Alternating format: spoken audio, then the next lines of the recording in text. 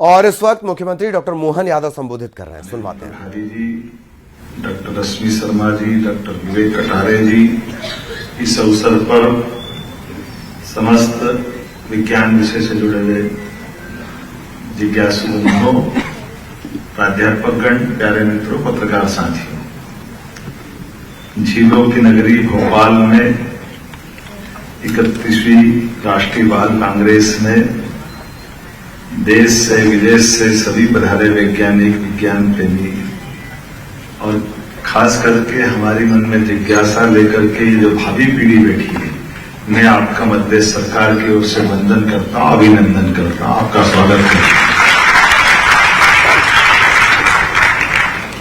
और मुझे इस बात का और आनंद है जब आज इस बाल कांग्रेस की बात कर रहे हैं तो हमारे देश के तो है ही, देश की सीमाओं के बाहर जाकर के भी हमारे पड़ोस के मित्रों से, पड़ोस के देश मित्रों से, गल्फ कंट्री से भी हमारे अपने शिक्षकों के साथ बच्चे आए। मैं आपका भी वंदन करता हूं, अभिनंदन करता हूं, आपका स्वागत करता हूं। कई सारे विषय, कई सारी बातें एक साथ यहां इस कार्यक्रम में भी हुई और बहुत सारी संभावना आपके जीवन की भी आगे की जुड़ी हुई है। कुछ चीजें मेरे मन में भी है, जैसे आप किससे बात करने खड़ा हूं, सरकार का मुखिया एक उत्तरदायित्व है और एक ऑब्जर्वेटरी का आज यहाँ पर हमने नया उसका नवीनीकरण करते हुए नई टेक्नोलॉजी के माध्यम से उसका शुभारंभ किया है। माननीय सुभाष जोशी जी जुड़े हुए, बाकी भी यहाँ जुड़े हुए हैं। मैं डोंगला वेधशाला की उस नए उपकरण के साथ शुभारंभ की उसकी बधाई भी देना चाहूंगा। और कई सारी जब विज्ञान कांग्रेस की बातें कर रहा हूं तो मेरे मन में कई प्रश्न भी आ रहे हैं, उनके उत्तर नहीं मिलते हैं। आपके माध्यम से मिल जाए बहुत अच्छी बात है कि जब डोंगला की बात कर रहे हैं तो वो उससे भी जुड़ते हैं। हम विज्ञान की बात कर रहे हैं तो ये मेरे समझ में नहीं आता है कि हमारे आज के सबके युग में हम जब समय देखते हैं तो समय तो हम घड़ी से ही देखते हैं ना, घड़ी से। और घड़ी चलती है सूर्य और पृथ्वी की परिक्रमा के बलबूते पर। गलत तो नहीं बोल रहा हूं, सही बोल रहा हूं ना? लेकिन ये समझ में नहीं आया कि ये परिक्रमा की शुरुआत का या समापन का जो समय मालूम पड़ना चाहिए। प्रकृति के अंदर कौन सा ऐसा जीव है जो रात को 12 बजे अपनी दिनचर्या चालू करता है? कैसे बदलता दिन 12 बजे रात में, समझ में ही नहीं आता है। आपको किसी को समझ में आता है क्या? 12 बजे दिन बदल गया, हम सब ताली बजाते हैं। 31 दिसंबर से 1 जनवरी की यात्रा की तरफ जाते हैं।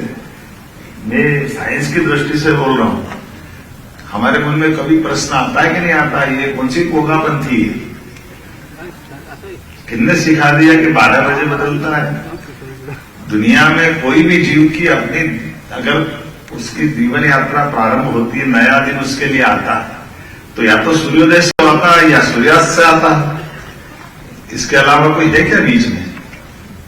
लेकिन हम विज्ञान में बात कर रहे हैं, लेकिन घड़ी रात 12 बजे मिला है, तो या तो ये सही है, वो सही है।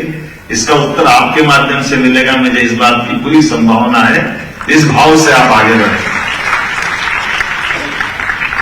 जब हम इससे बात कर रहे हैं तो मैं जब ये बात आपके सामने रख रहा हूं तो अतीत के इतिहास से जोड़ करके बात करना पड़ेगी।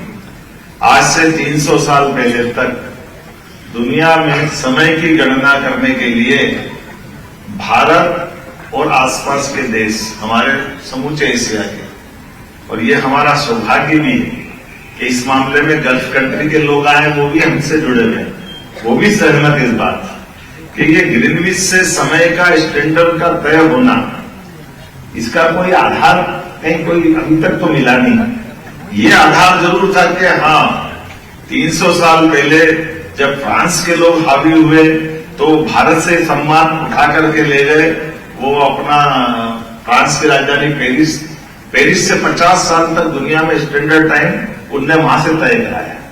और जब उनके बाद अंग्रेज हावी हुए तो उन्होंने कहा नहीं, तुमने कोई दम नहीं है, ये तो मान सम्मान हम ले जाएंगे, तो वो ग्रीनविच में ले गए। अब ग्रीनविच में जाने के बाद दुनिया में समय कहां से तय हो रहा है? ग्रीनविच से हो रहा है। लेकिन ये बात बताओ कि अगर अपन अब साइंस की दृष्टि से आते हैं कि हमारे पृथ्वी और कई कितने अच्छे संयोग भी है, हम अगर अपने आसपास में वो चीज देखें तो वो दिखाई भी देती। जैसे पृथ्वी गोल है, इसको जानने समझने के लिए टेलीस्कोप और पता नहीं क्या क्या लगा, लेकिन हमारे यहाँ हिंदी में पहले से भूगोल बोल रहे हैं, और भूगोल बोलते ही पृथ्वी गोल है अपने आप दिख रही कि नहीं दिख रही, ये ध्यान में आ रहा कि नहीं आ रहा। गैलीलियो ने टेलीस्कोप के माध्यम से ग्रह दिखाए, मान लिए दिखाए, लेकिन हमारे यहाँ तो सत्यनारायण की कथा हो या कोई भी हो, नवग्रह की पूजा पहले से हो रही है। ये कौन से टेलीस्कोप की देख ली, पता ही नहीं चल रहा। हमारे अपने इस ज्ञान के आधार पर बात कर रहे हैं, हमारी पूजा पाठ होगी, बहुत अच्छी बात कही कि यहाँ साइंस की बात होगी, इसलिए कोई पूजा पाठ की बात नहीं करना चाहिए, इसके लिए विस्तृत दायरा चाहिए। अरे हमारे से बड़ा विस्तृत दायरा कहाँ रहेगा? हमारा इस पूरे सौर मंडल में समूची ऊर्जा का केंद्र तो सूर्य है, गलत तो नहीं कह रहा हूं, सूर्य से है ना, इसलिए कोई भी कार्यक्रम बिना दीप जलाए हमारा होता ही नहीं है, हम तो उसको तो नमन कर रहे हैं, इससे बाहर का जा रहा है। हमारी कोई भी कहीं का भी शुरुआत हो, कोई भी शुभारंभ हो, अपनी ज्योति प्रकाश से तो सब कुछ मिलता है। अब आप बताओ तो ज्योति को हटा दो, प्रकाश को हटा दो, जीवन शून्य हो जाएगा, होगा कि नहीं होगा, बचेगा क्या? तो ये जो हमारे प्राचीन संबंध भी है, जो हमारे ये रिश्ते हैं, इस रिश्ते को सबके बीच में ले जाने की जरूरत है, उस तरह से भविष्य की संभावनाओं को लेकर।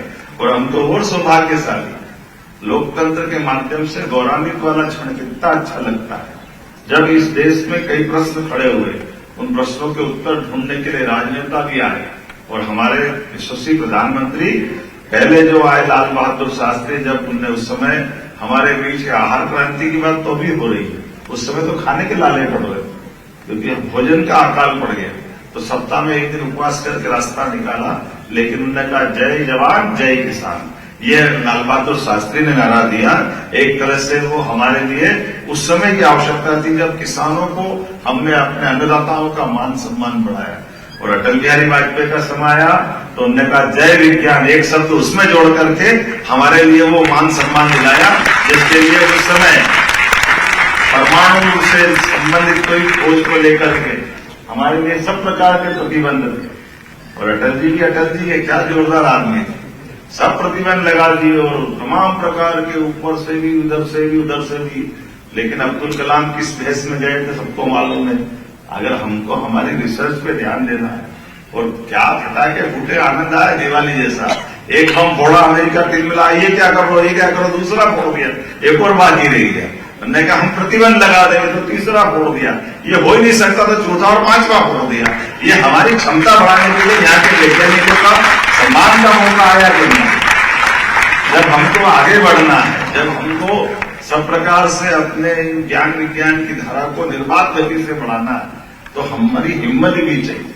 हर हिम्मत में तो विज्ञान छिपा हुआ, विज्ञान का अर्थ ही हिम्मत है, और विज्ञान ही मतलब नवीन नूतन राह, और हमने उस तरह से तो देखा है। और उनका देखो और मालूम पड़ा और आगे आए, तो जय विज्ञान से आज के दौर में यशस्वी प्रधानमंत्री नरेंद्र मोदी और आगे बढ़ेगा, उनका अभिनंदन करो जो जय अनुसंधान करके पूरा नारा पूरा कर, जय जवान जय किसान जय विज्ञान जय अनुसंधान, रिसर्च को प्रोत्साहन मिला। और रिसर्च के प्रोत्साहन के कितने प्रकार से हमने देख लिया। कोविड जैसी एकदम खतरनाक बीमारी, जिस बीमारी को लेकर के अता न पता ऊपर में नीचे पता ही नहीं चल रहा, और उनके अपने जीवन के अनुभव से पूरे देश की हेल्थ की इतना कमजोर हमारा सेक्टर था, इतना विविधता वाला देश, इतनी बड़ी आबादी, पता नहीं क्या क्या है। कई देश, दुनिया के 200 देश गिनती में आते हैं, लेकिन कई की आबादी तो 40 लाख। सारी यूरोप की मिला दो तो 20-22 करोड़ से ऊपर नहीं जाएंगे, लेकिन अपने देश की आबादी 142 करोड़, अब तो 45 के बाहर चली गई। भगवान का आशीर्वाद है, लेकिन परमात्मा की दया से इसमें भी मार्ग निकाल लिया। इसमें रास्ते कैसे निकला? हर हाथ को काम और हर खेत को पानी, यह है सकारात्मक दृष्टि। जो है उससे और अच्छा करेंगे, इसलिए यशस्वी प्रधानमंत्री ने कोविड के समय देश को आगाह भी किया, समान रूप से रिसर्च करने के लिए प्रोत्साहन दिया। अब कोविड के समय में हमारी जो फार्मास्यूटिकल कंपनियां और उनकी रिसर्च तो क्या क्या होती है, पहले मेंढक पे प्रयोग कराओ, मेंढक से अच्छा गया तो दूसरे जानवर पे कराओ, तीसरे पे कराओ, सबका वेट करो, 8-10 साल लग जाए। अरे एक बार में चारों पे कराओ ना, फर्क क्या पड़ रहा है? और हुआ कि नहीं हुआ? 1 साल के अंदर अपने को रिजल्ट मिल गया। आज भारत अगर सुरक्षित है तो वो हमारी ये रिसर्च की पद्धति को चैलेंज करते हुए नई राह पकड़ने की तो उपलब्धि है। एक नहीं 2 दवाई दे दी, 2 प्रकार की हमारे पास, और उससे बढ़कर के एक एक चीज, एक एक व्यक्ति का हिसाब कितना बारीक रखा है। आज अपने बीच में से बहुत सारी बातें करने के लिए बहुत सारा समय हो सकता था, लेकिन आज तो मेरे पास भी थोड़ा सा आपसे मिलने का आनंद था, इसलिए हमने कहा चलेंगे और आपके बीच जरूर बैठेंगे और आपका अभिनंदन भी करेंगे, इस शुरुआत का अभिनंदन।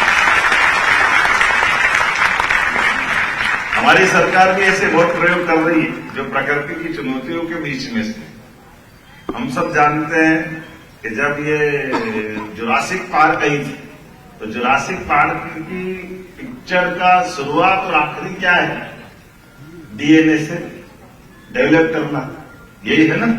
डीएनए से डेवलप किया और वो विज्ञान को चुनौती देते हुए वो मेंढक के जो विशेष गुण के कारण से तो मेल फीमेल मन से हो जाता है, जो भी उसकी कल्पना है, और ये इस भाव से बढ़ते बढ़ते कहां तक चले गए।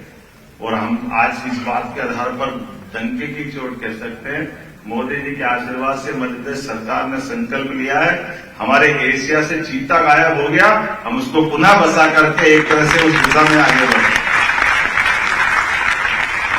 पारिस्थितिक तंत्र के आधार पर भी जीव जंतुओं की प्रजातियों की हमारी विलुप्तता जो हो रही है, उस विलुप्तता में उस रहस्य को भी ढूंढना, प्रकृति के साथ चलना, और चलते चलते इतनी सारी बात है, मैं तो बहुत सारी बात कर सकता हूं आपके बीच में। ये तो वो प्रदेश है जो 2000 साल पहले भी हमारी गलती, हम नादानी से बेताल को भूत बता देते थे। तो विक्रम और बेताल की कहानी, ये बेताल बहुत बड़े वैज्ञानिक, बहुत बड़े समझदार व्यक्ति, वो हर उलझे सुलझे प्रश्नों के उत्तर ढूंढना जानते हैं। ये अलग बात है कि हमारा आदमी जो बहुत मेहनत करता उसको कहते हैं भूत जैसा काम कर रहा, तो जाने अनजाने अच्छा आदमी को भूत बना देते। क्यों बना देते मालूम नहीं, लेकिन मैं उम्मीद करता हूं आप अच्छे लगे रहो। मैं आपके लिए इस आयोजन के लिए शुभकामना देता हूं। बहुत बहुत धन्यवाद। बहुत बहुत बहुत आभार।